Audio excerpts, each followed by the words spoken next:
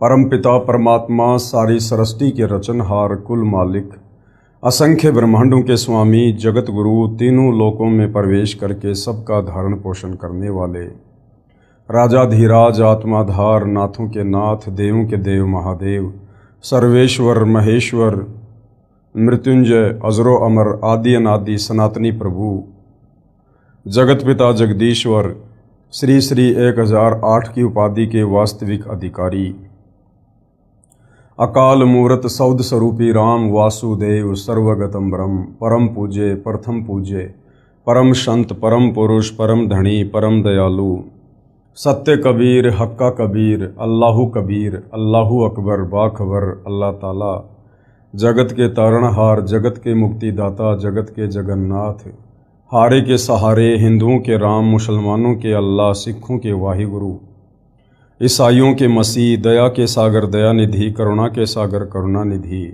स्वयंभू परिभू संकट मोचन कष्टहरण मंगल करण दुख भंजन अविगत कबीर निर्विकार निर्विषम परमात्मा अलय अलेख सतगुरु आदि अनादि सतगुरु असली मर्यादा पुरुषोत्तम असली राम असली कृष्ण असली घनश्याम असली मुरारी राजाओं के राजा महाराजाओं के महाराजा शहंशाहों के शहंशाह सम्राटों के सम्राट भगवानों के भगवान अल्लाहों के अल्लाह प्रभुओं के प्रभु मसीहाओं के मसीह सच्चे वाहिगुरु बाबाओं के बाबा पीरों के पीर सेठों के सेठ जगत सेठ सावलसा सेठ सर्वगुण संपन्न अनंत कोटि कलाओं के स्वामी अनंत कोटि ब्रह्मांडों के नायक योगियों में महायोगी ध्यानियों में महाध्यानी सिद्धों में परम सिद्ध ज्ञानियों में तत्व ज्ञानी ब्रह्म ज्ञानी महाज्ञानी परम ज्ञानी सर्वश्रेष्ठ ज्ञानी विज्ञानी युवा कबीर समर्थ कबीर असमवात अमित ओजा सच्चे रहनुमा करीम अल्लाह सुभान अल्लाह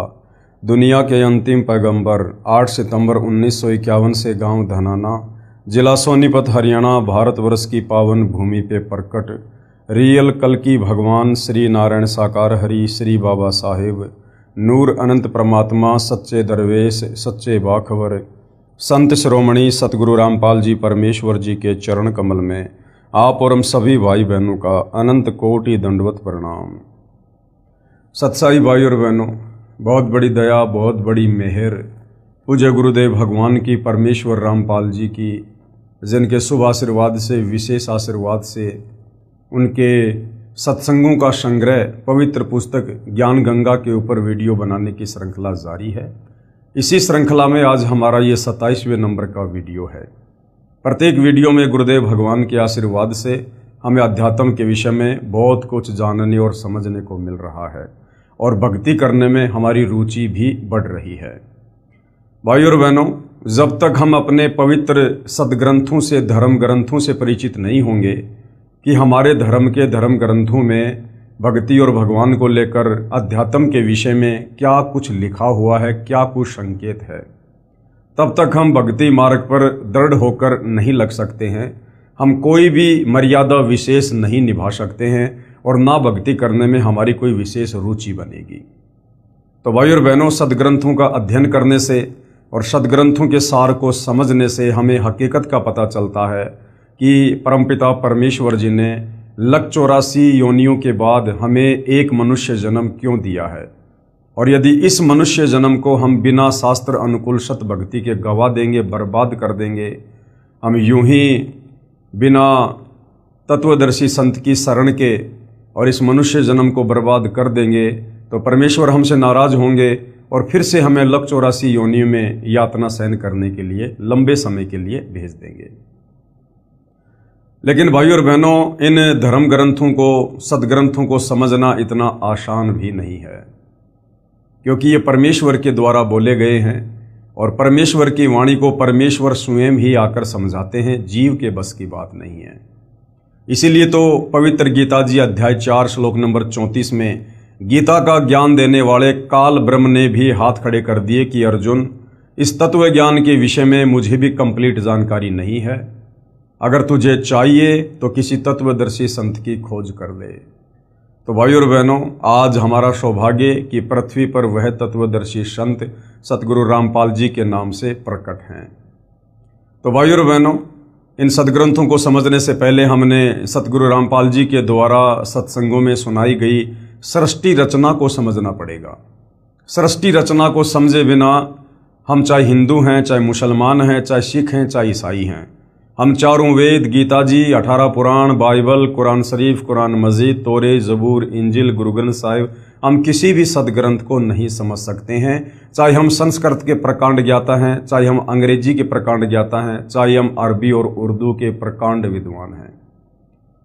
भाषा केवल हमें सदग्रंथों का अध्ययन करवा सकती है, लेकिन भाषा हमें सदग्रंथों के सार से परिचित नहीं करवा सकती।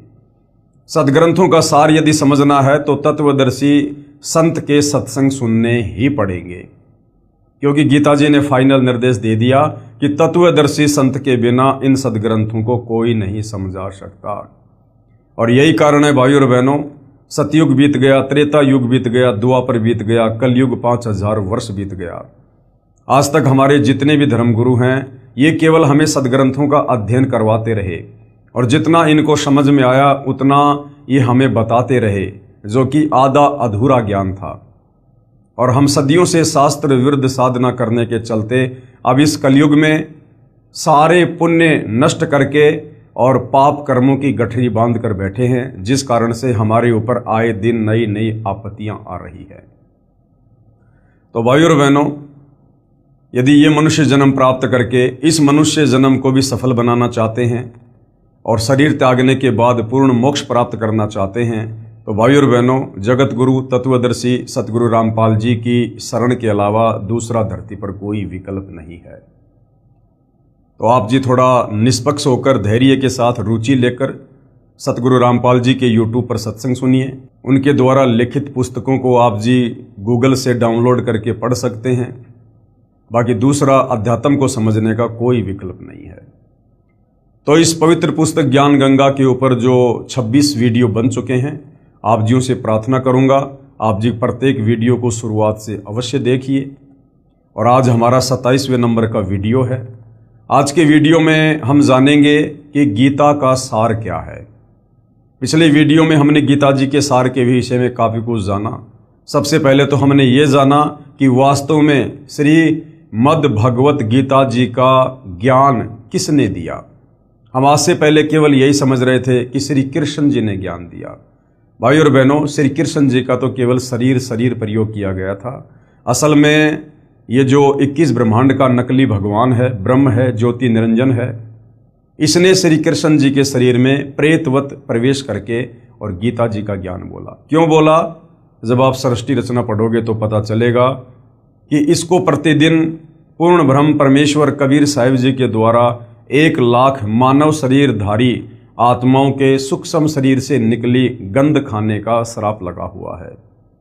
तो इसने आप और हमें यहाँ पर मरवाना ही मरवाना है, वो चाहे युद्ध के माध्यम से हो, चाहे बीमारी के माध्यम से हो, चाहे प्राकृतिक आपदाओं के माध्यम से हो। इसलिए इसने अपने भोजन के लिए श्री कृष्ण जी के शरीर में प्रेत की तरह प्रवेश करके गीता जी का ज्ञान बोला। अर्जुन को अपना विराट काल रूप दिखाकर डराया और जबरदस्ती अर्जुन से युद्ध करवाया। तो गीता जी का ज्ञान इस काल ने बोला है। और गीता जी का ज्ञान देते समय ये जो काल ब्रह्म है, ये अध्याय 7 श्लोक नंबर 12 से 15 में 3 गुणों की भक्ति करने के लिए मना करता है कि जो व्यक्ति तीनों गुणों की भक्ति करते हैं वो राक्षस स्वभाव को धारण किए हुए मनुष्यों में नीच दूषित कर्म करने वाले मूर्ख लोग हैं। तो भाइयों और बहनों, ये 3 गुण क्या हैं जिनकी भक्ति करने के लिए ये काल मना कर रहा है? वैसे तो मोटा मोटा आप सबको पता है कि ये 3 गुण ब्रह्मा विष्णु महेश हैं, जो इस काल के ही पुत्र हैं। और इन तीनों की भक्ति करने के लिए इनका पिता काल ब्रह्म मना कर रहा है। तो आप और हमें कैसे विश्वास हो? क्योंकि गीता जी अध्याय 7 श्लोक नंबर 12 से 15 में डायरेक्ट ब्रह्मा विष्णु महेश जी का नाम तो नहीं लिखा हुआ है, केवल 3 गुण लिखा हुआ है, त्रिगुण माया। तो भाई और बहनों, हिंदू धर्म के और बहुत सारे सदग्रंथ हैं जिनसे आज हम समझेंगे कि वास्तव में 3 गुण क्या हैं। क्या ब्रह्मा विष्णु महेश ही 3 गुण हैं? क्या यही 3 देवता हैं? क्या यही 3 गुण हैं? तो भाई और बहनों, अब हम चलते हैं पवित्र पुस्तक ज्ञान गंगा के अंदर जो कि परम पूज्य परमेश्वर सतगुरु रामपाल जी के सत्संगों का संग्रह है और भक्तों के द्वारा इसको लिखा गया है। तो ये है पवित्र पुस्तक ज्ञान गंगा, आप जियों के सामने है। आज हम समझेंगे तीनों गुण क्या हैं प्रमाण सहित। तीनों गुण, रजगुण ब्रह्मा जी हैं, सतगुण विष्णु जी हैं और तमगुण शिव जी हैं। ब्रह्म यानी काल, जो ब्रह्मा विष्णु महेश का पिता है, दुर्गा का पति है। ब्रह्म यानी काल तथा प्रकृति, प्रकृति दुर्गा को कहते हैं।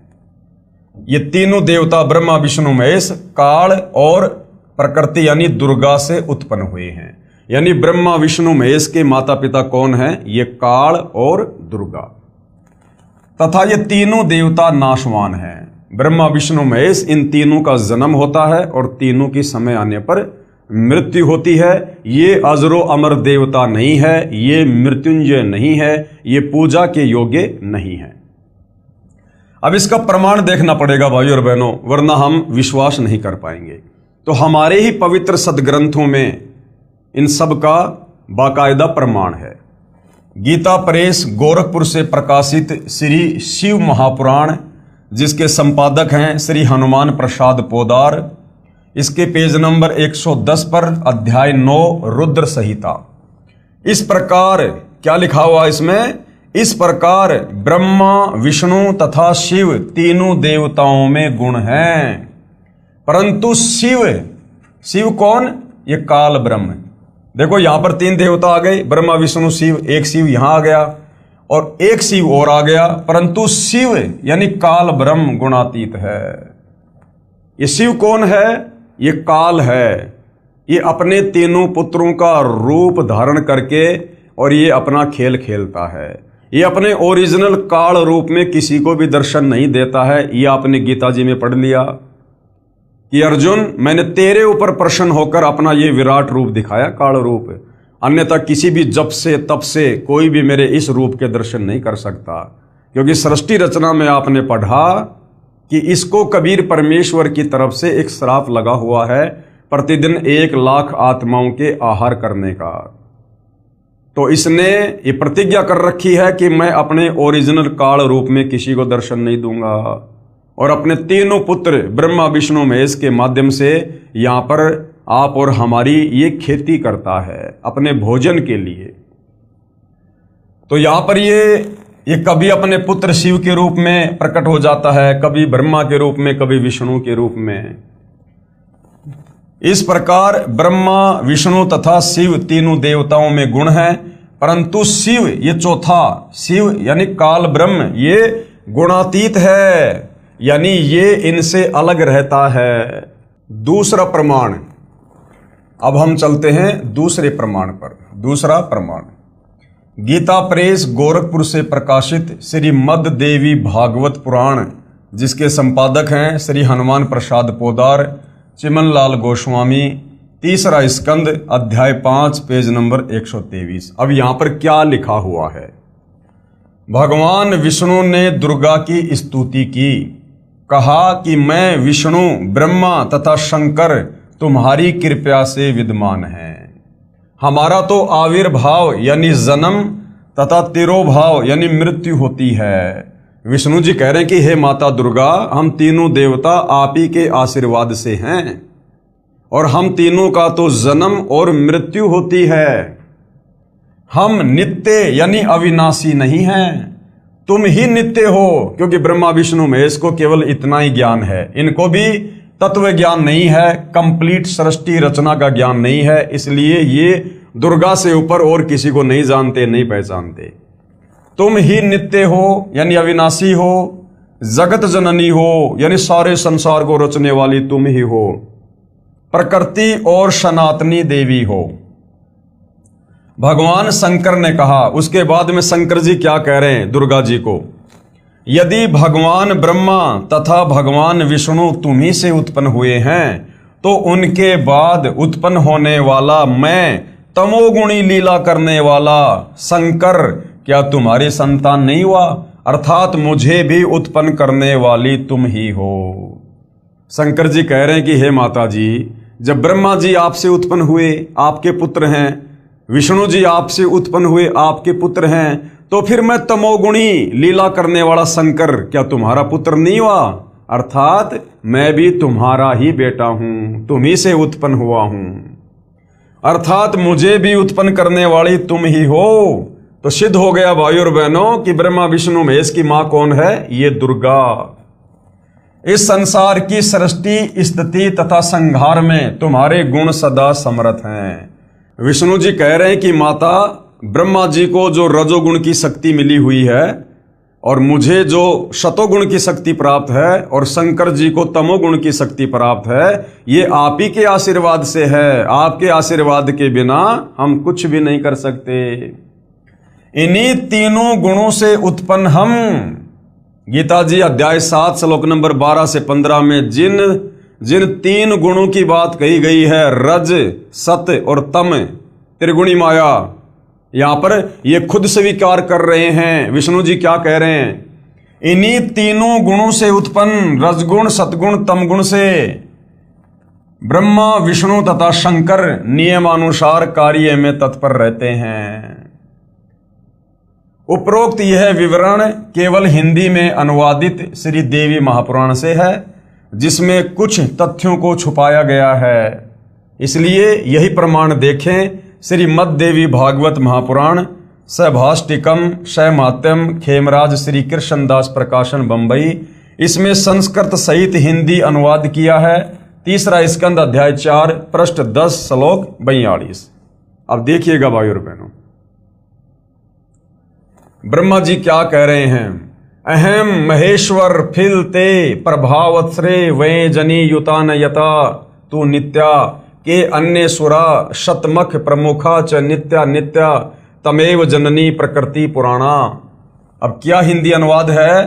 विष्णु जी ने कहा, हे मात यानी हे मां दुर्गा, ब्रह्मा, मैं तथा शिव तुम्हारे ही प्रभाव से जन्मवान हैं, नित्य नहीं है। हम तीनों अविनाशी नहीं हैं, अर्थात हम अविनाशी नहीं हैं। फिर अन्य इंद्रादि दूसरे देवता किस प्रकार नित्य हो सकते हैं? कि माता जी, जब हम तीनों ब्रह्मा विष्णु महेश ही अविनाशी नहीं हैं, हमारा भी जन्म और मृत्यु होता है, तो फिर अन्य ये जो इंद्र हैं और अन्य देवी देवता हैं, फिर ये किस प्रकार अविनाशी हो सकते हैं? तुम ही अविनाशी हो।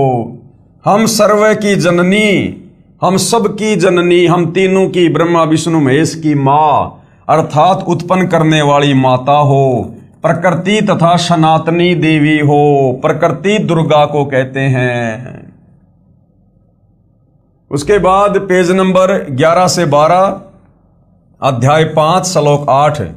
यदि दया द्रमना न सदा अंबिके कथ अहम विहित च तमोगुण कमल जय रजोगुण संभव सुविहित किमु शतोगुणो हरि। अनुवाद है, भगवान शंकर बोले, हे मात, यदि हमारे ऊपर आप दया युक्त हो तो मुझे तमोगुण क्यों बनाया?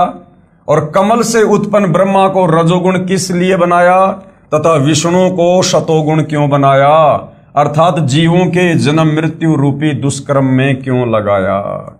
भाइयों और बहनों, हमने ये समझना है कि गीता अध्याय 7 श्लोक नंबर 12 से 15 में गीता का ज्ञान दाता ये काल ब्रह्म जिन तीन गुणों की भक्ति करने के लिए मना कर रहा है, वो तीन गुण क्या हैं?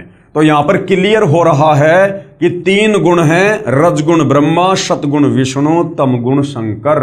ये खुद यहां पर बयान कर रहे हैं कि कमल से उत्पन्न ब्रह्मा को रजोगुण किस लिए बनाया तथा विष्णु को शतोगुण क्यों बनाया, अर्थात जीवों के जन्म मृत्यु रूपी दुष्कर्म में क्यों लगाया।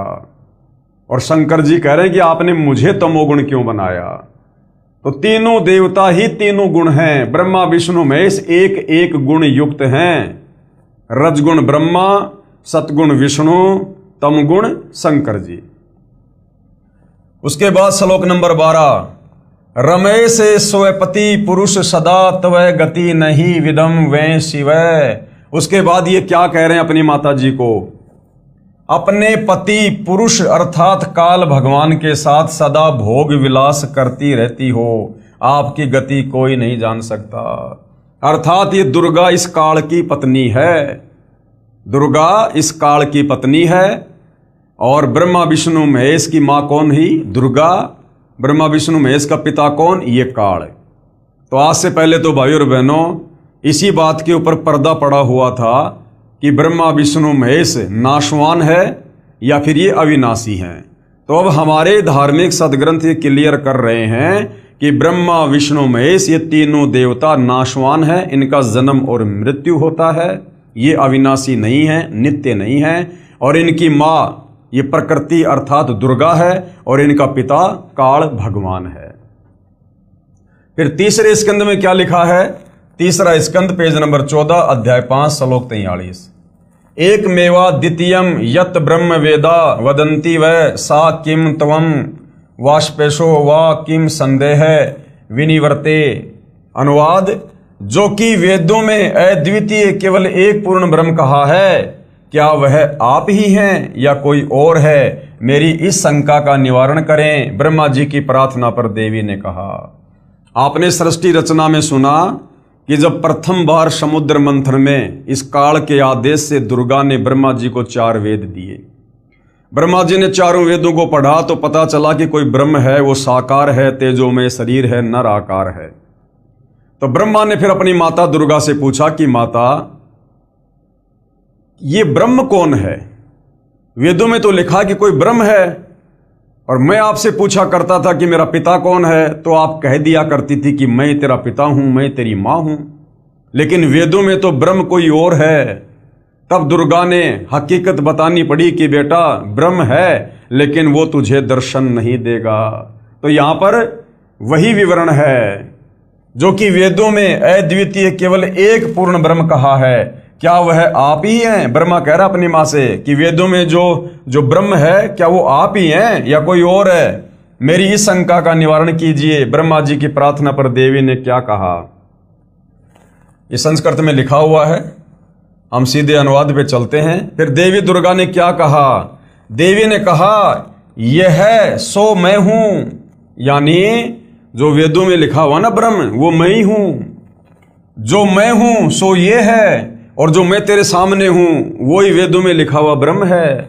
मति के विभ्रम होने से भेद भासता है, यानी तेरे को मति भ्रम हो गया। मति भ्रम यानी तेरी बुद्धि ढंग से काम नहीं कर रही ब्रह्मा, इसलिए तेरे को ये भ्रम हो रहा है कि ब्रह्म कोई और है। हम दोनों का जो सूक्ष्म अंतर है, अब यहां कह रही है हम दोनों का। अब यहां पर खुद ही अपने से ब्रह्म को अलग दर्शा रही है। ऊपर तो कह रही है कि ये है सो मैं हूं, जो मैं हूं सो ये है, और नीचे क्या कह रही है? हम दोनों का जो सूक्ष्म अंतर है, इसको जो जानता है वही मतिमान अर्थात तत्वदर्शी है। नीचे खुद ही साबित कर रही है कि हां मैं अलग हूं और ब्रह्म अलग है, और कह रही है कि हम दोनों का जो सूक्ष्म अंतर है, यानी मुझे दुर्गा को और ब्रह्म यानी काल को जो दो अलग अलग साबित कर देगा, समझना वही तत्वदर्शी संत है। तो भाई और बहनों, ये अद्भुत कार्य इन धार्मिक सदग्रंथों का निचोड़ निकालकर इस धरती पर वर्तमान में केवल सतगुरु रामपाल जी ने किया है। सतगुरु रामपाल जी के सत्संग करने से पहले इस पृथ्वी पर किसी को दुर्गा के पति का भी नाम नहीं पता था।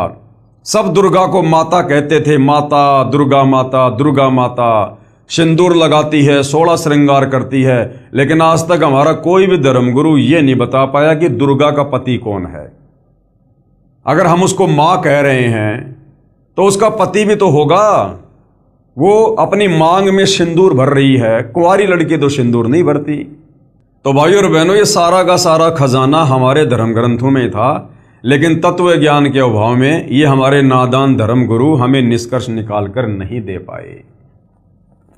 तो ऊपर तो कह रही है, ब्रह्मा जी को झूठ बोल रही है कि यह है सो मैं हूं, जो मैं हूं सो यह है। मति के विभ्रम होने से भेद भासता है। हम दोनों का जो सूक्ष्म अंतर है, यानी मेरा और काल के बीच में जो रिश्ता है, इसको जो जानता है वही मतिमान अर्थात तत्वदर्शी है। वह संसार से पृथक होकर मुक्त होता है, इसमें संदेह नहीं है।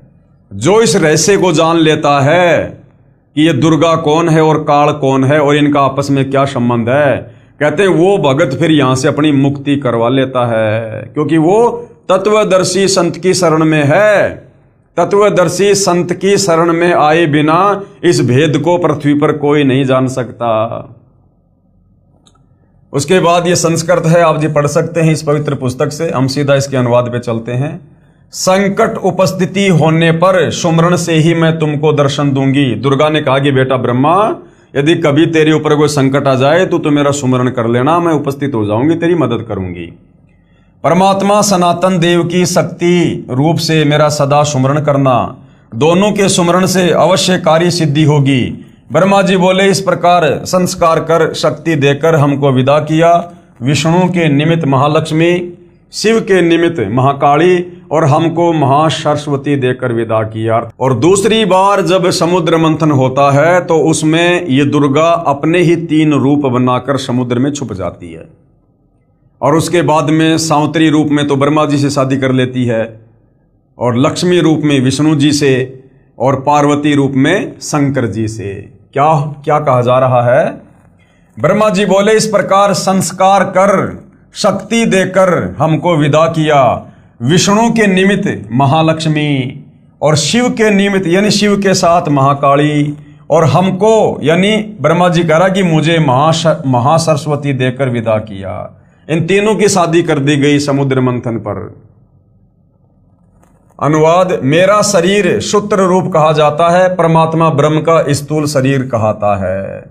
क्या कह रही है कि परमात्मा यानी ब्रह्म का स्थूल शरीर कहा जाता है। उस ब्रह्म का स्थूल शरीर है, वो निराकार नहीं है।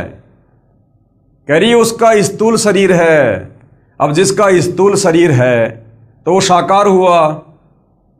और हमारे धर्मगुरु कहा करते थे कि ब्रह्म निराकार है, ब्रह्म निराकार है। अब आगे भाइयों और बहनों, उपरोक्त पुराण वाक्यों का सार। अब जो पुराण हैं, क्या इन पुराणों में भी ये लिखा हुआ है कि रजगुण ब्रह्मा है, सतगुण विष्णु है, तमगुण शंकर जी है?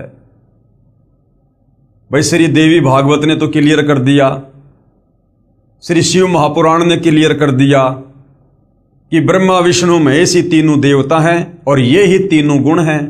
रजगुण युक्त ब्रह्मा जी हैं, सतोगुण युक्त विष्णु जी हैं और तमोगुण युक्त शंकर जी हैं। यही तीनों देवता हैं और यही तीनों गुण हैं। अब यदि हमारे इन पुराणों में भी इस बात का कोई प्रमाण मिल जाए कि वास्तव में ब्रह्मा विष्णु महेश ही एक एक गुण युक्त हैं, तो भाइयों और बहनों फिर गीता जी अध्याय 7 श्लोक नंबर 12 से 15 को पढ़ने में बड़ी आसानी होगी।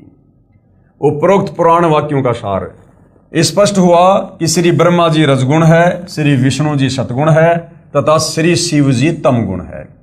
और ये तीनों भगवान नाशवान हैं, इनका जन्म और मृत्यु होता है, तीनों का, ब्रह्मा विष्णु महेश का, तथा इनका जन्म मृत्यु होता है।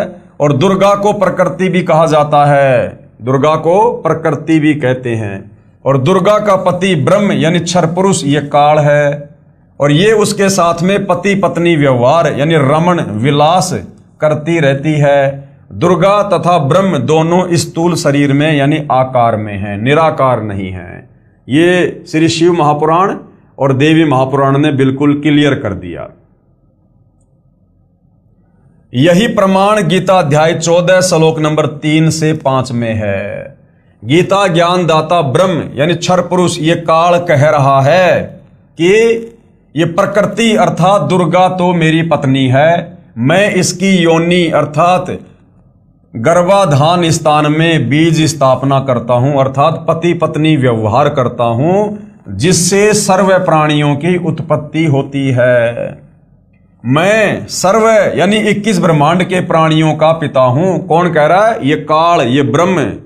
गीता अध्याय 14 श्लोक नंबर 3 से 5 में बिल्कुल क्लियर कर रहा है ये क्षर पुरुष, ये ब्रह्म, ये काल, कि दुर्गा मेरी पत्नी है और दुर्गा के गर्भाधान में मैं बीज स्थापित करता हूं, अर्थात पति पत्नी व्यवहार से जीवों की उत्पत्ति करता हूं,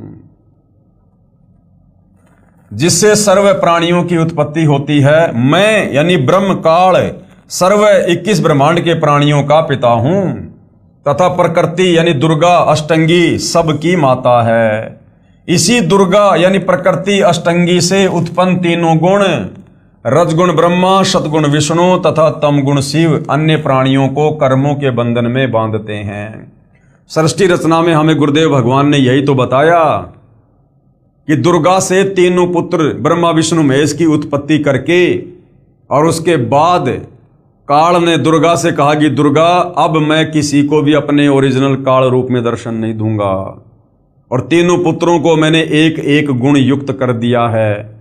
अब इनके माध्यम से तू आगे सृष्टि की शुरुआत कर, जीव उत्पत्ति का कार्य कर, क्योंकि मुझे रोजाना 1,00,000 मानव शरीरधारी आत्माओं के सूक्ष्म शरीर से निकली वासना खाने का श्राप लगा हुआ है। इसलिए ये काल दुर्गा के माध्यम से हम सभी प्राणियों को, तीनों लोकों के प्राणियों को, ये ब्रह्मा विष्णु महेश के माध्यम से कर्मों के बंधन में बांध के रखता है। अब बताइए भाइयों और बहनों, जो ब्रह्मा विष्णु महेश अपने पिता काल ब्रह्म की खुराक तैयार करने के लिए आप और हमें कर्म बंधन में बांध के रखे हुए हैं, फंसा के रखे हुए हैं, और हम इन्हीं ब्रह्मा विष्णु महेश की पूजा करके सोच रहे हैं कि मेरा मोक्ष होगा, मेरा उद्धार होगा। कसाई बकरे और बकरियां ला रहा है काटने के लिए, और वो बकरे और बकरियां उस कसाई को अपना मालिक समझकर उसको प्यार से चाट रहे हैं। तो भैया बताओ फिर कैसे बात बनेगी? आगे देखिएगा, त्रिगुण माया यानी रजगुण ब्रह्मा जी, सतगुण विष्णु जी तथा तमगुण शिव जी, ये क्या है? ये त्रिगुण माया है। त्रिगुण माया जीव को मुक्त नहीं होने देते। ये ब्रह्मा विष्णु महेश, ये हम जीवों को काल के 21 ब्रह्मांड से मुक्त नहीं होने देते हैं, और मूर्ख जन समुदाय इन्हीं को परमात्मा मानकर पूजा में लगा हुआ है। इसलिए गीता 7 अध्याय 12 से 15 में इस काल ने इन तीनों देवताओं रजगुण ब्रह्मा, सतगुण विष्णु, तमगुण शंकर जी की भक्ति करने वालों को 4 गालियां दी हैं। त्रिगुण माया यानी 3 गुण, रजगुण सतगुण तमगुण।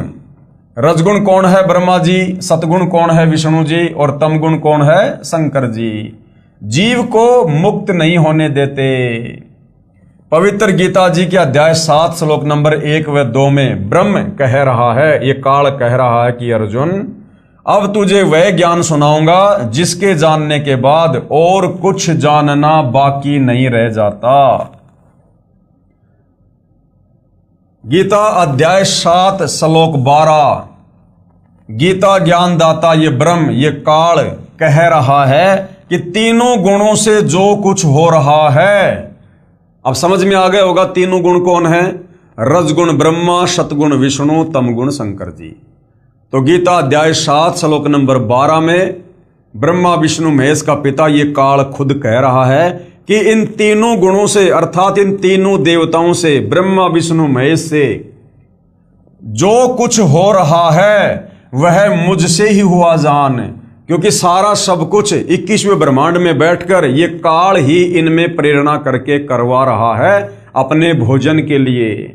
जैसे रजगुण ब्रह्मा से उत्पत्ति करवाता है, सतगुण विष्णु से पालन पोषण स्थिति तथा तमगुण शिव से ये प्रलय अर्थात संहार कारण काल भगवान ही है। इन तीनों देवताओं के माध्यम से जो भी कुछ हो रहा है इसका मुख्य कारण कौन है? ये काल। फिर कहा है कि मैं इनमें नहीं हूं, क्योंकि काल बहुत दूर 21वें ब्रह्मांड में निज लोक में रहता है। इन तीनों को एक एक गुण से युक्त करके और एक ब्रह्मांड में 3 लोक, स्वर्ग, पृथ्वी और पाताल का जो है एक एक विभाग का मंत्री बना दिया, और ये खुद इनसे दूर 21वें ब्रह्मांड में रहता है। इसलिए क्या कह रहा है? फिर कहा है कि मैं यानी काल, मैं काल इनमें नहीं हूं, क्योंकि काल बहुत दूर 21वें ब्रह्मांड में निज लोक में रहता है, परंतु मन रूप में मौज काल ही मनाता है तथा रिमोट से सर्व प्राणियों तथा ब्रह्मा जी, श्री विष्णु जी व श्री शिव जी को यंत्र की तरह चलाता है। गीता बोलने वाला ब्रह्म यानी काल कह रहा है कि मेरे 21 ब्रह्मांडों के प्राणियों के लिए मेरी पूजा से ही शास्त्र अनुकूल साधना प्रारंभ होती है, क्योंकि चारों वेदों में और गीता जी में इस काल ब्रह्म तक की साधना का ही जिक्र है। तो ये काल कह रहा कि इस 21 ब्रह्मांड में यदि वास्तव में कोई सत भक्ति है तो मुझ काल से शुरू होती है, मुझ काल से। और इस काल की भक्ति की लास्ट उपलब्धि क्या है? ब्रह्मलोक। और ब्रह्मलोक में जाने के बाद, थोड़े बहुत सुख भोगने के बाद, फिर ये प्राणी वहां पर अपने पुण्यों को नष्ट करके पाप आधार से फिर नरक में भी जाता है। लक 84 योनि में गधा कुत्ता शोर भी बनता है और फिर जन्म और मरण के चक्कर में रहता है। अर्थात 21 ब्रह्मांड में काल की ओम नाम की साधना से श्रेष्ठ भक्ति और कोई नहीं है। ये ब्रह्मा विष्णु महेश की भक्ति ये काल खुद रिजेक्ट कर रहा है। क्या कह रहा है? गीता बोलने वाला ब्रह्म कह रहा है कि मेरे 21 ब्रह्मांडों के प्राणियों के लिए मेरी पूजा से ही शास्त्र अनुकूल साधना शुरू होती है, जो वेदों में वर्णित है। मेरे अंतर्गत जितने भी प्राणी हैं उनकी बुद्धि मेरे हाथ में है। मैं केवल 21 ब्रह्मांडों में ही मालिक हूं। इसलिए गीता अध्याय 7 श्लोक नंबर 12 से 15 तक जो भी तीनों गुणों से, रजगुण ब्रह्मा से यानी जीवों की उत्पत्ति, सतगुण विष्णु जी से स्थिति तथा तम गुण शिव जी से संहार, जो कुछ भी हो रहा है उसका मुख्य कारण मैं ब्रह्म काल ही हूं। यानी करते हुए ये ब्रह्मा विष्णु महेश दिखाई दे रहे हैं, लेकिन असल में ये मेरे रिमोट से ही चल रहे हैं। ये 3 गुण इनको मैंने ही दिए हैं। तो ये कह रहा है कि जो भी मुख्य कारण है वो मैं हूं, काल। और ये ऐसा क्यों करता है? हमने सृष्टि रचना में पढ़ा, क्योंकि काल को 1 लाख मानव शरीरधारी प्राणियों के शरीर को मारकर मैल को खाने का शाप लगा हुआ है। यानी ये सूक्ष्म शरीर से निकली वासना को तपतशिला पर भून भून के खाता है। जो साधक यानी जो भगत मेरी यानी ब्रह्म की, काल की साधना ना करके और त्रिगुणमयी माया यानी रजगुण ब्रह्मा जी, सतगुण विष्णु जी और तमगुण शिव जी की ही भक्ति करके थोड़े बहुत लाभ प्राप्त करते हैं, जिससे ज्यादा कष्ट उठाते रहते हैं। साथ में संकेत किया है कि इनसे ज्यादा लाभ मैं काल ब्रह्म दे सकता हूं। ये कह रहा कि ब्रह्मा विष्णु महेश की भक्ति साधना से तो मुझ काल की साधना लाख गुना उत्तम है।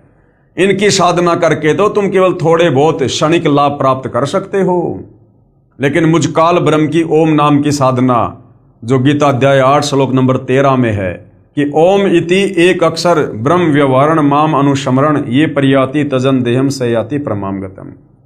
कि ब्रह्मा विष्णु महेश की भक्ति साधना से मुझ काल ब्रह्म की भक्ति साधना सर्वश्रेष्ठ है, जिससे तुम थोड़े बहुत ज्यादा ब्रह्मलोक में लाभ उठा सकते हो। परंतु ये मूर्ख साधक, काल क्या कह रहा है? परंतु ये मूर्ख भगत तत्व ज्ञान के अभाव से इन्हीं तीनों गुण, रजगुण ब्रह्मा जी, सतगुण विष्णु जी, तमगुण शिव जी तक की साधना करते रहते हैं। लेकिन ये मूर्ख जन समुदाय तत्व ज्ञान के अभाव में और इन्हीं तीनों देवताओं को भगवान मानकर इन्हीं की पूजा करते रहते हैं। इनकी बुद्धि इन्हीं तीनों भगवानों तक सीमित है। इसलिए ये राक्षस स्वभाव को धारण किए हुए मनुष्यों में नीच, शास्त्र विरुद्ध साधना रूपी दुष्कर्म करने वाले मूर्ख मुझे यानी काल ब्रह्म को भी नहीं भजते। यही प्रमाण गीता अध्याय 16 श्लोक नंबर 4 से 20 व 23-24 तक, अध्याय 17 श्लोक 2 से 14 तथा 19 व 20 में भी है। यानी ये ब्रह्मा विष्णु महेश का पिता काल ब्रह्म इन तीनों देवताओं ब्रह्मा विष्णु महेश की भक्ति ना करने की सलाह दे रहा है। विचार करें भाई और बहनों, ब्रह्मा विष्णु महेश की भक्ति करने वाले कौन कौन हुए हैं और कैसा उनका स्वभाव था। रावण ने भगवान शिव को मृत्युंजय, अजरो अमर, सर्वेश्वर मानकर भक्ति की, क्योंकि तत्व ज्ञान रावण को भी नहीं था। 10 बार शीश काटकर समर्पित कर दिया शंकर जी के चरणों में, जिसके बदले में युद्ध के समय 10 शीश रावण को प्राप्त हुए, परंतु मुक्ति नहीं हुई, क्योंकि मुक्ति तो ब्रह्मा विष्णु महेश की नहीं है, तो इनकी भक्ति से इनके भक्तों को कैसे मिलेगी। और राक्षस कहलाया, तमोगुणी शंकर का भगत रावण क्या कहलाया फिर? राक्षस। इसलिए गीता अध्याय 7 श्लोक नंबर 12 से 15 में काल कह रहा है कि जो इन्हीं तीनों गुणों की भक्ति पर लगे रहते हैं वो राक्षस स्वभाव को धारण किए हुए मनुष्यों में नीच दूषित कर्म करने वाले मूर्ख मुझ काल की भक्ति भी नहीं करते। ये दोष रावण के गुरुदेव का है, जिस नादान नीम हकीम गुरु ने वेदों को ठीक से ना समझकर अपनी सोच से और तमोगुण युक्त भगवान शंकर को ही पूर्ण परमात्मा बताया तथा भोली आत्मा रावण ने झूठे गुरुदेव पर विश्वास करके जीवन व अपने कुल का नाश किया। दूसरा उदाहरण, इन तीनों गुणों की भक्ति क्यों नहीं करनी चाहिए ब्रह्मा विष्णु महेश की। एक भस्मागिरी नाम का भगत था, जिसने शिवजी तमोगुण को ही इष्ट मानकर यानी भगवान मानकर शीर्षासन क्या होता है, ऊपर को पैर नीचे को शीश करके 12 साल तक साधना की। भगवान शिव को वचनबद्ध करके भस्म कंडा ले लिया, भगवान शिव जी को ही मारने लगा। उद्देश्य क्या था कि भस्म कंडा प्राप्त करके भगवान शिव जी को मारकर पार्वती जी को पत्नी बनाऊंगा। इसको कहते हैं राक्षस स्वभाव को धारण किए हुए मनुष्यों में नीच। ये भस्मागिरी तमोगुणी शंकर को अपना भगवान मानकर उसकी भक्ति कर रहा है, उसके घर के आगे 12 साल तक ऊपर को पैर नीचे को सिर करके भक्ति कर रहा है। और मन में क्या दोष था कि शंकर जी के पास में एक वो कड़ा था, उस कड़े की क्या विशेषता थी, वो कड़ा हाथ में लेकर जिसके सर के ऊपर रखकर कह दो भस्म, वो तुरंत राख हो जाता था। तो भस्मागिरी ने सोचा कि भगवान शंकर को प्रसन्न करके ये भस्म कंडा ले लूं, उसके बाद सबसे पहले शंकर जी को खत्म करूंगा और शंकर जी की जो पत्नी है पार्वती उससे शादी करूंगा। अब बताइए, इसको कहते हैं राक्षस स्वभाव धारण किया हुआ मनुष्यों में नीच। यानी ब्रह्मा विष्णु महेश की भक्ति करने वालों को सद्बुद्धि नहीं आ सकती। उद्देश्य यह था कि भस्म कंडा प्राप्त करके भगवान शिव जी को मारकर पार्वती जी को पत्नी बनाऊंगा। भगवान शिव जी डर के मारे भाग गए। फिर श्री विष्णु जी ने उस भस्मासुर को गंडस्त नाच नचाकर उसी भस्म कंडे से भस्म किया और वो विष्णु जी का रूप बनाकर उस समय भाई और बहनों कबीर परमात्मा जी स्वयं आए थे। वह शिवजी तमोगुण का साधक राक्षस कहलाया और आगे चलकर वो भस्मागिरी भस्मा राक्षस कहलाया। उसके बाद हिरण्यकशिपु ने भगवान ब्रह्मा जी रजोगुण की साधना की तथा राक्षस कहलाया, अपने बेटे भगत प्रहलाद का दुश्मन हो गया और भगवान ने नरसिंह रूप धारण करके उसकी छाती फाड़नी पड़ी अपने भगत की। अर्थात तीनों गुणों की भक्ति करने वाले साधकों की ये दशा है भाई और बहनों। तो सोचो, वर्तमान में हम जो भक्ति कर रहे थे या दुनिया तत्व ज्ञान के अभाव में ब्रह्मा विष्णु महेश को परमात्मा मानकर भक्ति कर रही है, तो उनके साथ क्या होगा। एक समय आज सन 2006 से लगभग 335 साल पहले हरिद्वार में हर की पैड़ियों पर शास्त्र विधि रहित साधना करने वालों के कुंभ पर्व की परबी का संयोग हुआ। यानी तीनों गुणों के उपासक ब्रह्मा विष्णु महेश के भगत हरिद्वार में हर की पैड़ियों पर कुंभ के मेले में गए नहाने के लिए। वहां पर सभी ये त्रिगुण उपासक यानी ब्रह्मा विष्णु महेश के उपासक, रजगुण ब्रह्मा सतगुण विष्णु तमगुण शंकर के भगत, ये महात्मा जन स्नानार्थ यानी नहाने के लिए पहुंचे। गिरी पुरी नाथ नागा आदि भगवान श्री शिव जी तमोगुण के उपासक तथा वैष्णव भगवान श्री विष्णु जी सतोगुण के उपासक प्रथम स्नान करने के कारण नागा तथा वैष्णव साधुओं में घोर युद्ध हो गया। श्री शंकर जी और श्री विष्णु जी के भक्तों में आपस में युद्ध हो गया कि पहले हम नहाएंगे प्रथम स्नान को लेकर। और क्या हुआ फिर, लगभग 25,000 त्रिगुण उपासक यानी ब्रह्मा विष्णु महेश के वो उपासक आपस में लड़ के मृत्यु को प्राप्त हुए, काट दिया एक दूसरे को। अब बताओ, जो व्यक्ति जरा सी बात पर नरसंहार कत्ले आम कर देता है, क्या वो साधु है? वो साधु है या फिर राक्षस? स्वयं विचार करो। इसलिए काल कह रहा है कि जो इन तीनों गुणों की भक्ति करता है वो राक्षस स्वभाव को धारण किया हुआ मनुष्य में नीच दूषित कर्म करने वाला मूर्ख है। आम व्यक्ति भी कहीं स्नान कर रहे हों और कोई व्यक्ति आकर कहे कि मुझे भी कुछ स्थान नहाने के लिए देने की कृपा करें, शिष्टाचार के नाते कहते हैं कि आओ आप भी स्नान कर लो। इधर उधर होकर आने वाले को स्थान दे देते हैं। और ये ब्रह्मा विष्णु महेश के भगत कहलाने वाले, इनको तो आम सांसारिक लोगों से ज़्यादा सदाचारी और शिष्टाचारी होना चाहिए। लेकिन एक छोटी सी बात को लेकर, सबसे पहले नहाने की बात को लेकर ब्रह्मा विष्णु महेश के भक्तों में आपस में इतना भयंकर झगड़ा हुआ, 25,000 ये साधु संत महात्मा आपस में कट कट के मर गए लड़ाई झगड़ा करके। तो ये प्रतिफल है ब्रह्मा विष्णु महेश की भक्ति का। इसलिए पवित्र गीता जी अध्याय 7 श्लोक 12 से 15 में कहा है कि जिनका मेरी त्रिगुणमयी माया यानी रजगुण ब्रह्मा जी, सतगुण विष्णु जी और तमगुण शिव जी की पूजा के द्वारा ज्ञान हरा जा चुका है, वे केवल मान बढ़ाई के भूखे राक्षस स्वभाव को धारण किए हुए मनुष्यों में नीच अर्थात आम व्यक्ति से भी नीचे गिरे हुए स्वभाव वाले और दुष्कर्म करने वाले मूर्ख मेरी भक्ति भी नहीं करते। काल कह रहा है कि मेरी भक्ति भी नहीं करते, कह रहा है कि ब्रह्मा विष्णु महेश से अच्छा तो मेरी भक्ति कर लो, थोड़े बहुत लाभ तो ठीक ठाक मिल जाएंगे। गीता जी अध्याय 7 श्लोक नंबर 16 से 18 तक पवित्र गीता जी के बोलने वाला ब्रह्म प्रभु कह रहा है कि मेरी भक्ति यानी ब्रह्म साधना भी 4 प्रकार के भगत करते हैं। कौन? एक तो अर्थार्थी। अर्थार्थी कौन होता है? जो धन लाभ चाहने वाले हैं, जो वेदों के अनुसार भक्ति करते हैं। मकसद क्या होता है? धन प्राप्ति। जो वेद मंत्रों से ही जंत्र मंत्र हवन आदि करते रहते हैं। दूसरा है आरत। आरत कौन होता है? जो संकट निवारण के लिए वेदों के मंत्रों का जंत्र मंत्र हवन आदि करते रहते हैं।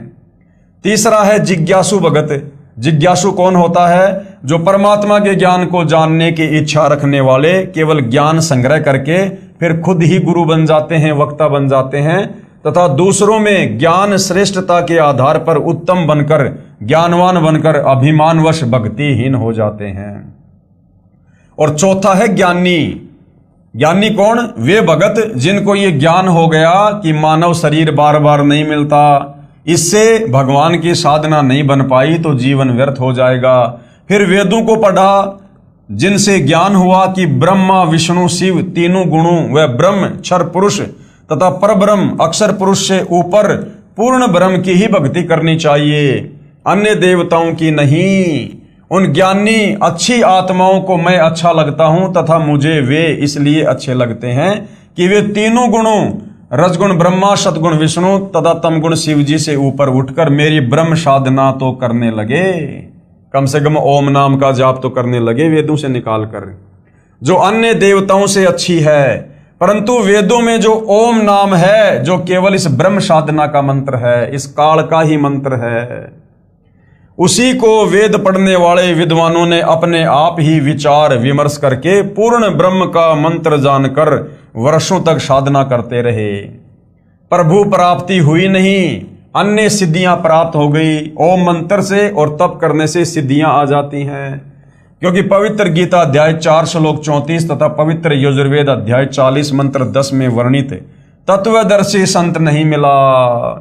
भाई तत्वदर्शी संत बताएगा कंप्लीट भक्ति विधि, इस काल की भी वास्तविक भक्ति विधि क्या है, अक्षर पुरुष की भक्ति विधि क्या है और परम अक्षर ब्रह्म कबीर देव का वास्तविक मंत्र क्या है। तो इन ज्ञानी आत्माओं को तत्वदर्शी संत मिला नहीं, जो पूर्ण ब्रह्म की साधना 3 मंत्र से बताता है। इसलिए ज्ञानी भी इस ब्रह्म काल की भक्ति करके जन्म मृत्यु के चक्कर में ही रह गए। इसलिए गीता अध्याय 7 श्लोक नंबर 18 में कह रहा है कि मेरी साधना भी, मेरी भक्ति भी अनुतमाम अर्थात घटिया है, अश्रेष्ठ है। अब कौन था इस काल की भक्ति करने वाले? अब भाइयों और बहनों, इस काल ब्रह्म की ओम नाम की साधना करने वाले कौन कौन साधक हुए हैं और क्या उनको उपलब्धि हुई? एक ज्ञानी अच्छी आत्मा महर्षि चुनक जी ने वेदों को पढ़ा तथा एक पूर्ण प्रभु की भक्ति का मंत्र ओम जानकर इसी नाम के जाप से वर्षों तक साधना की। एक मानधाता चक्रवर्ती राजा था। चक्रवर्ती राजा उसे कहते हैं जिसका पूरी पृथ्वी पर शासन हो।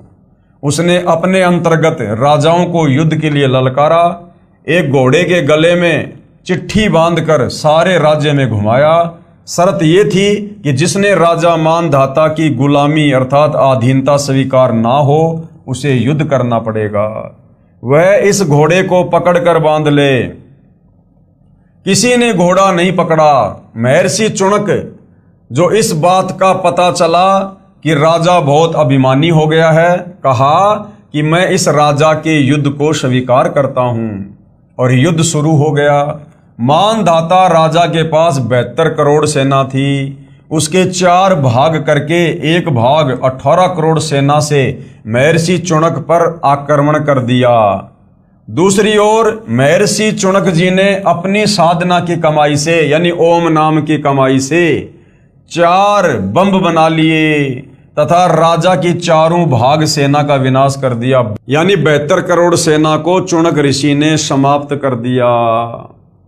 अब बताओ भाइयों और बहनों, इस काल की साधना से जीव को सद्बुद्धि नहीं आ सकती। अब महर्षि चुनक जी घर से निकले थे परमात्मा प्राप्ति के लिए, भक्ति साधना करने के लिए, और वो अपना कार्य कर रहे थे। उधर से राजा मानधाता ने अपना घोड़ा छोड़ दिया। अब महर्षि चुनक को चाहिए था कि भाई राजा लोग अपना काम करेंगे और मैं भगत हूं, मैं अपना काम करूंगा। बीच में टांग नहीं अड़ानी चाहिए थी, लेकिन बीच में ये टांग जबरदस्ती इस काल ने चुनक ऋषि में प्रेरणा करके अड़वा दी। क्योंकि जब तक हम तत्वदर्शी संत की शरण में नहीं होंगे तब तक हम इस काल के अधीन रहते हैं। हमारी बुद्धि का रिमोट, चाहे ब्रह्मा विष्णु महेश है, चाहे कोई बहुत बड़ा कोई सिद्ध है, चाहे महात्मा है, उन सब की बुद्धि का रिमोट इस काल बलि के हाथ में होता है। जब चाहे जिसकी बुद्धि ऑन कर दे, जब चाहे जिसकी बुद्धि ऑफ कर दे। और जब हम तत्वदर्शी संत की शरण में आ जाते हैं उसके बाद ये काल हमारे से 100 कदम दूर रहता है। फिर ऐसी दुर्भावना, ऐसा अहंकार, ऐसी मान बढ़ाई भगत के ऊपर नहीं छाती है। विशेष श्री ब्रह्मा जी, श्री विष्णु जी, श्री शिव जी तथा ब्रह्म व परब्रह्म की भक्ति से पाप तथा पुण्य दोनों का फल भोगना पड़ेगा। पुण्य तो स्वर्ग में तथा पाप नरक में। फिर 84 लाख प्राणियों के शरीर में नाना यातनाएं भोगनी पड़ती हैं। जैसे ज्ञानी आत्मा श्री चुनक जी ने जो ओम नाम के जाप की कमाई की, उससे कुछ तो सिद्धि शक्ति यानी 4 वो पुतलियां बनाकर, एटम बम बनाकर वो समाप्त कर दी सेना को मार के, जिससे महर्षि कहलाया। कुछ साधना फल को यानी थोड़ी बहुत साधना उसकी बची ओम नाम की, तो महास्वर्ग में भोग कर फिर नरक में जाएगा तथा फिर 84 लाख प्राणियों के शरीर धारण करके कष्ट पर कष्ट सहन करेगा। जो 72 करोड़ प्राणियों यानी सैनिकों का संहार वचन से किया था उसका भोग भी भोगना होगा। अब वो चुनक ऋषि फिर क्या बनेगा? कुत्ता। उसके सर में कीड़े पड़ेंगे। वो कीड़े कौन होंगे? वो 72 करोड़ सेना। तो काल तक की साधना का ये फल है, उसका भोग भी भोगना होगा। चाहे कोई हथियार से हत्या कर दे, चाहे वचन रूपी तलवार से, दोनों को समान दंड भगवान देता है। जब उस महर्षि चुनक जी का जीव 184 योनि भोगते भोगते जब वो कुत्ते के शरीर में होगा, उसके सिर में जख्म होगा, उसमें कीड़े बनकर उन सैनिकों के जीव अपना प्रतिशोध लेंगे। कभी टांग टूटेगी, कभी पिछले पैरों से अर्धंग होकर केवल अगले पैरों से घिसड़ कर चलेगा तथा गर्मी सर्दी का कष्ट, असहनीय पीड़ा नाना प्रकार से भोगनी ही पड़ेगी। अब भाइयों और बहनों, इस प्रकार का कष्ट इस काल तक की साधना में यहाँ पर 21 ब्रह्मांड में बना ही रहेगा, जब तक हमें तत्वदर्शी संत और उनके द्वारा शास्त्र अनुकूल भक्ति साधना नहीं मिलेगी। इसलिए पवित्र गीता जी बोलने वाला ब्रह्म यानी काल, गीता अध्याय 7 श्लोक नंबर 18 में स्वयं कह रहा है कि ये सब ज्ञानी आत्माएं हैं, ये है तो अच्छी, उदार, नेक, परंतु पूर्ण परमात्मा की 3 मंत्र की वास्तविक साधना बताने वाला तत्वदर्शी संत ना मिलने के कारण ये सब मेरी ही अनुतमाम यानी अति अश्रेष्ठ गति की आस में ही आश्रित रहे। यानी भगत हैं तो बेचारे बहुत अच्छे, जो घर से निकले थे परमात्मा प्राप्ति के लिए और इन्होंने वेदों को पढ़ा। अब वेदों में भाई और बहनों जानकारी तो है परमात्मा की, लेकिन भक्ति का मंत्र है इस काल का। तो इन नादानों ने सोचा कि ये ओम नाम का मंत्र पूर्ण परमात्मा का ही है। इन्होंने जी जान लगा दी लेकिन ये तो काल का मंत्र है। अंत में काल के लोक में पहुंच गए, वहां थोड़े बहुत दिन महास्वर्ग में रहते हैं, उसके बाद फिर लक 84 योनि में, फिर नरक में, फिर जन्म और मरण के चक्कर में। तो इस प्रकार से काल की साधना भी घटिया है, अनुतमाम है। ये खुद गीता अध्याय 7 श्लोक नंबर 18 में स्वयं ही कह रहा है। अर्थात मेरी साधना भी अश्रेष्ठ है। इसलिए पवित्र गीता जी अध्याय 18 श्लोक 62 में कहा है। अब इस काल ब्रह्म ने खुद की साधना को तो घटिया बता दिया, फिर सही साधना क्या है, श्रेष्ठ साधना क्या है, उसके विषय में ये खुद गीता अध्याय 18 श्लोक 62 में क्या कह रहा है कि हे अर्जुन, तू सर्व भाव से यानी और सारी पूजा छोड़ दे और उस परमात्मा की शरण में चला जा जिसकी कृपया से ही तू परम शांति तथा सनातन परम धाम यानी सतलोक को प्राप्त होगा। अब भैया उसकी जानकारी केवल तत्वदर्शी संत के पास है। तो वर्तमान में पूर्ण ब्रह्म परमात्मा कबीर साहिब की वो 3 मंत्र वाली कंप्लीट साधना वर्तमान में सतगुरु रामपाल जी परमेश्वर जी के पास है, जिसके विषय में गीता अध्याय 17 श्लोक नंबर 23 में कहा है, ओम तत् सत इति निर्देश ब्रह्मण त्रिविध समर्थ। पवित्र गीता जी को श्री कृष्ण जी के शरीर में प्रेतवत प्रवेश करके ब्रह्म अर्थात काल ने बोला। फिर कई वर्षों बाद पवित्र गीता जी तथा पवित्र चारों वेदों को महर्षि वेद व्यास जी के शरीर में भूत की तरह प्रवेश करके स्वयं ये ब्रह्म क्षर पुरुष द्वारा लिपि पद भी स्वयं ही किए हैं। इनमें परमात्मा कैसा है, कैसे उसकी भक्ति करनी है तथा क्या उपलब्धि होगी, ज्ञान तो पूर्ण वर्णन है, परंतु पूजा की विधि यानी जो मंत्र हैं वो केवल इस ब्रह्म क्षर पुरुष काल तक के हैं, अर्थात ज्योति निरंजन काल तक की ही है। पूर्ण ब्रह्म की भक्ति के लिए पवित्र गीता जी अध्याय 4 श्लोक 34 में पवित्र गीता बोलने वाला ये ब्रह्म ये काल स्वयं कह रहा है कि पूर्ण परमात्मा की भक्ति व प्राप्ति के लिए किसी तत्वदर्शी संत को ढूंढ ले। तो भाई और बहनों, आज आप और हमारा परम सौभाग्य है, परम सौभाग्य कि आज वो तत्वदर्शी संत धरती पर प्रकट है और उस तत्वदर्शी संत की भूमिका खुद कबीर परमेश्वर ही निभाता है। तो क्या कह रहा है कि पूर्ण परमात्मा की भक्ति व प्राप्ति के लिए किसी तत्वदर्शी संत को ढूंढ ले, फिर जैसे वह विधि बताए वैसे ही कर। पवित्र गीता जी को बोलने वाला प्रभु यानी काल कह रहा है कि पूर्ण परमात्मा का पूर्ण ज्ञान व भक्ति विधि मैं नहीं जानता। अपनी साधना के बारे में गीता अध्याय 8 के श्लोक 13 में कहा है कि मेरी भक्ति का तो केवल एक ओम अक्षर है, जिसका उच्चारण करके यानी ओम ओम करके अंतिम श्वास तक जाप करने से मेरी वाली परम गति को प्राप्त होगा। कहां? ब्रह्मलोक में जाएगा, ब्रह्मलोक से फिर वापस जन्म मरण में आएगा, लक 84 में नरक में। फिर गीता अध्याय 7 श्लोक 18 में कहा है कि जिन प्रभु चाहने वाली आत्माओं को तत्वदर्शी संत नहीं मिला तो पूर्ण ब्रह्म की साधना जानता हो, जो पूर्ण ब्रह्म की साधना जानता हो, इसलिए वे उदार आत्माएं मेरे वाली अनुतमाम यानी घटिया अति अनुत्तम परम गति में ही आश्रित हैं। यानी तत्वदर्शी संत के अभाव में वो अच्छी आत्माएं जो वेदों से ओम नाम को निकाल कर जाप कर रही हैं, वो तत्वदर्शी संत की शरण के अभाव में मेरी ही घटिया साधना कर रही हैं, परमात्मा की साधना जानकर। पवित्र गीता जी बोलने वाला प्रभु यानी काल स्वयं कह रहा है कि मेरी साधना से होने वाली गति अर्थात मुक्ति भी अति अश्रेष्ठ है, घटिया है। अध्याय 7 श्लोक नंबर 18 में। इसके बाद भाई और बहनों, अन्य देवताओं रजगुण ब्रह्मा जी, सतगुण विष्णु जी, तमगुण शिव जी की पूजा अनजान ही करते हैं।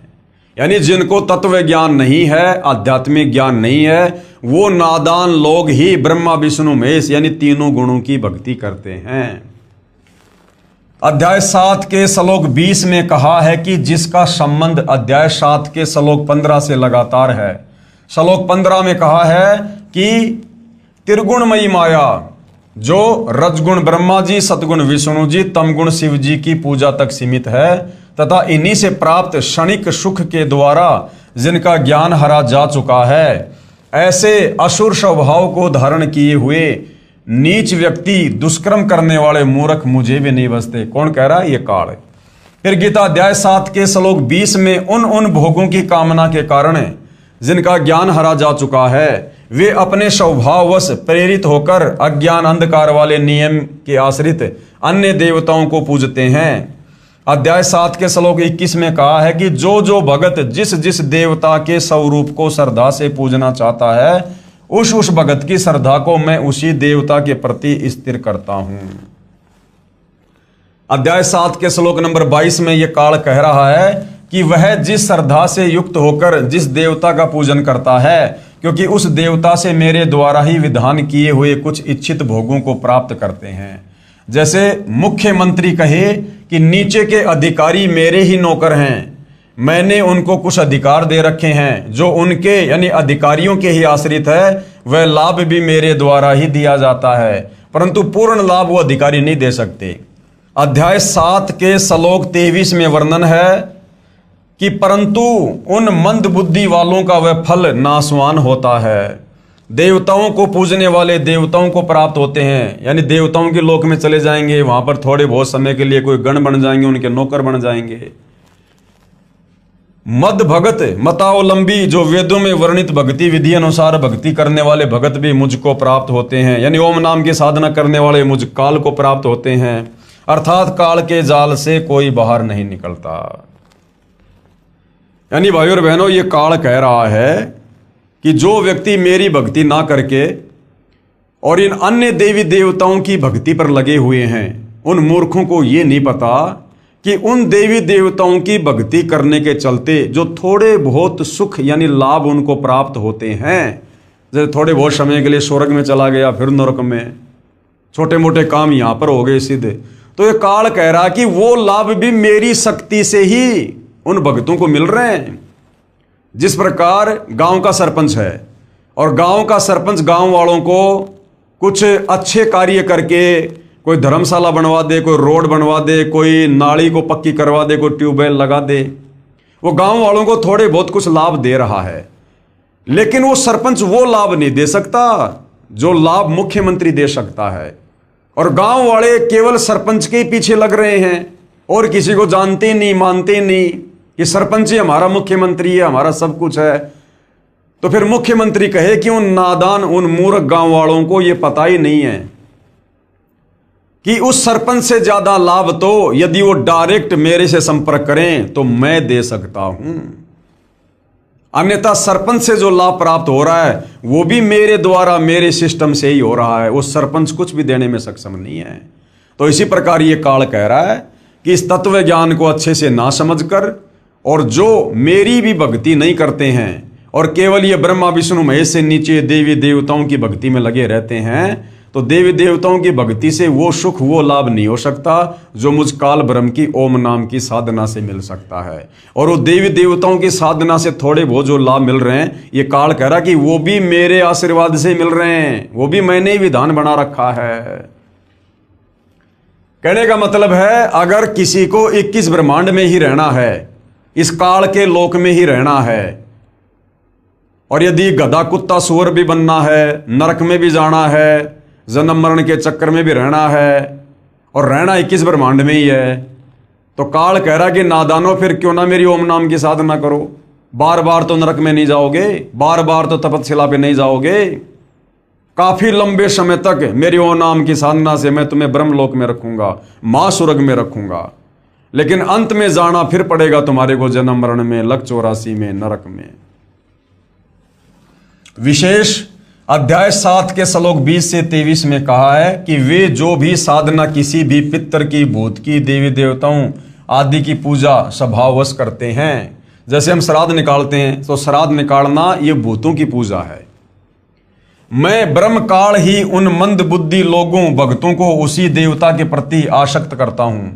वे नादान भगत देवताओं से जो लाभ पाते हैं, मैंने काल ने ही देवताओं को कुछ शक्ति दे रखी है, उसी के आधार पर उनके यानी देवताओं के पुजारी देवताओं को प्राप्त हो जाएंगे। लेकिन रहेंगे काल के जाल में। परंतु उन मंदबुद्धि भक्तों की वह पूजा 84 लाख योनियों में शीघ्र ले जाने वाली है। यानी ज्यादा समय तक वो स्वर्ग में नहीं रह सकते। देवी देवताओं की पूजा करने वाले स्वर्ग में अपना पुण्य भोग के फिर तुरंत लक 84 में चले जाएंगे। तथा जो मुझे यानी काल को भजते हैं वे तपतशिला पर फिर मेरे महास्वर्ग ब्रह्मलोक में चले जाएंगे और उसके बाद जन्म मरण में ही सदा रहेंगे। मोक्ष प्राप्त नहीं होगा। 21 ब्रह्मांड से बाहर नहीं निकल सकते काल की ओम नाम की साधना करते करते। भावार्थ है कि देवी देवताओं व ब्रह्मा विष्णु शिव तथा माता से भगवान ब्रह्म की साधना अधिक लाभदायक है। यानी ब्रह्मा विष्णु महेश दुर्गा और नीचे के देवी देवताओं से इस काल की ओम नाम की भक्ति अच्छी है। यानी लंबे समय तक महास्वर्ग में रहोगे, ब्रह्मलोक में रहोगे, लेकिन आना फिर पड़ेगा।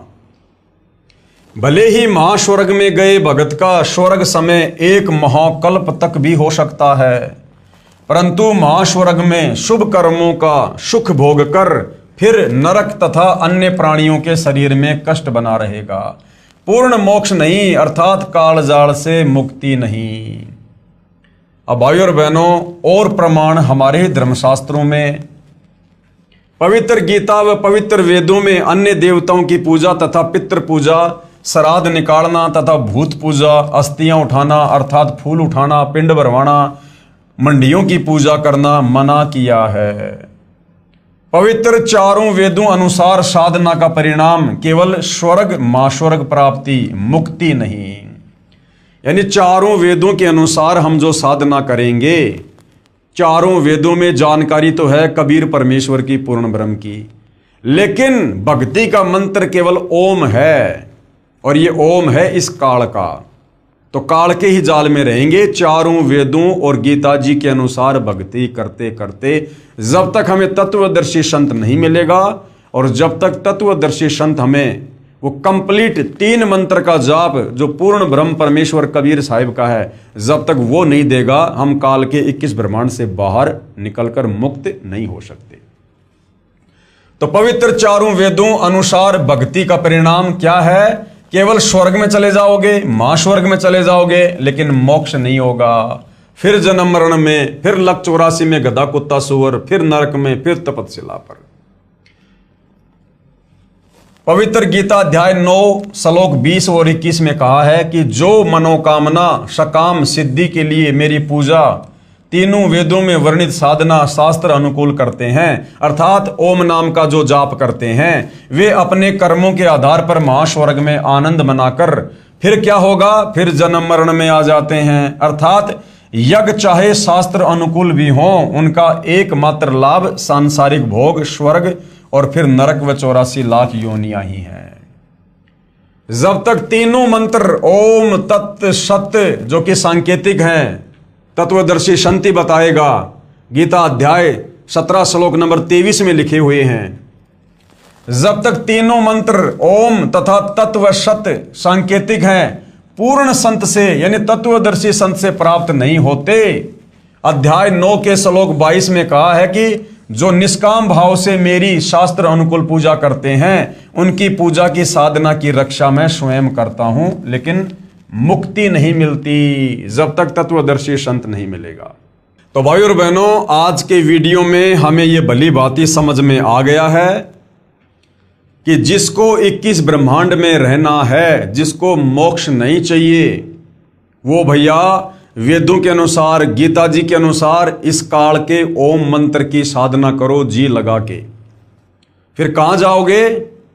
इसके ब्रह्मलोक में जाओगे, महास्वर्ग में जाओगे, वहां लंबे समय तक रहोगे, एक महाकल्प तक रहोगे, हजारों युगों तक रहोगे, सर्व भोग भोगोगे, बकवाद करोगे, वैश्यावर्ती करोगे।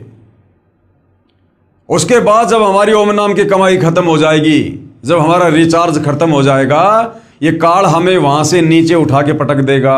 जैसे यहां से हमारी मृत्यु हो जाती है, ऐसे वहां मृत्यु हो जाएगी। फिर कहां जाएगा वो? जितने समय उसने वो महास्वर्ग भोगा है, उतना ही समय फिर वो नरक भी भोगेगा, लक 84 योनि में भी जाएगा, ये है इस काल की वेदों में वर्णित ओम नाम की साधना का फल। और जिसको पूर्ण मोक्ष चाहिए, 21 ब्रह्मांड से जिसको पार होना है सदा सदा के लिए, जिसको परम सुख चाहिए, वो भैया गीता जी अध्याय 4 श्लोक नंबर 34 में वर्णित तत्वदर्शी संत की शरण में आकर उसके बताए अनुसार साधना करेगा, जिसका यहां से पूर्णतया छुटकारा होगा। और ये काल कह रहा है कि मेरे जो 3 बेटे हैं ब्रह्मा विष्णु महेश, जिनको त्रिगुणी मयी माया का नाम दिया गया है, जो एक एक गुण युक्त हैं, रजगुण ब्रह्मा, सतगुण विष्णु, तमगुण शंकर। तो ये काल जो इनका पिता है ब्रह्म, ये खुद गीता अध्याय 7 श्लोक 12 से 15 में कह रहा है कि जो इन तीनों गुणों की भक्ति करते हैं ब्रह्मा विष्णु महेश की, वो राक्षस स्वभाव को धारण किए हुए, यानी राक्षस जैसा उनका स्वभाव होता है, कुछ भी उल्टा सीधा कर सकते हैं, कोई नियम मर्यादा नहीं है। मनुष्यों में नीच दूषित कर्म करने वाले, शराब वो पीते, मांस वो खाते, जुआ वो खेलते, चोरी वो करते, गंदी नजर वो रखते। और मूर्ख इसलिए कहा कि उनको तत्व ज्ञान नहीं है। तत्व ज्ञान के बिना ये लोग ब्रह्मा विष्णु महेश की भक्ति कर रहे हैं। तो ब्रह्मा विष्णु महेश की भक्ति करने वालों को पवित्र गीता जी अध्याय 7 श्लोक 12 से 15 में ब्रह्मा विष्णु महेश का पिता खुद 4 गालियां दे रहा है, 4 गालियां। तो भाई और बहनों, ये पवित्र शास्त्र सब कुछ समझा रहे हैं, इनमें सब कुछ लिखा हुआ है। बस तत्व ज्ञान के अभाव में हमारे नादान धर्म गुरु, जो केवल संस्कृत भाषा के ज्ञाता थे, लेकिन तत्व ज्ञान के अभाव से इन धर्मशास्त्रों का निष्कर्ष निकालकर हमें नहीं बता पाए और हमें शास्त्र अनुकूल साधना से दूर रखा, जिस कारण से हमारे पूर्वज आज वो प्रेत योनि में हैं, भूत योनि में हैं, और आज उनकी तृप्ति के लिए आप और हमारे से श्राद्ध निकलवाए जा रहे हैं, उनके लिए भोजन बनवाया जा रहा है। अरे भैया, यदि वो स्वर्ग में बैठे, उनकी मुक्ति हो गई, तो क्या स्वर्ग में भोजन नहीं है क्या भोजन भी यहां से भेजना पड़ेगा? और साल में 16 दिन श्राद्ध निकाल के क्या उनकी 365 दिन की भूख समाप्त हो जाएगी क्या? ये भी हमारे को मूर्ख बना रखा है। तो जिस प्रकार इन नादान धर्म गुरुओं ने तत्व ज्ञान के अभाव में हमारे पूर्वजों को शास्त्र विरुद्ध साधना करवा के और प्रेत योनि में भेज दिया, भूत योनि में भेज दिया, आज आप और हमारे से भी शास्त्र विरुद्ध साधना के तहत उन हमारे पूर्वजों के श्राद्ध निकलवा कर, जो कि वेद विरुद्ध है, हमें भी प्रेत योनि, भूत योनि में भेजने की तैयारी कर रहे हैं।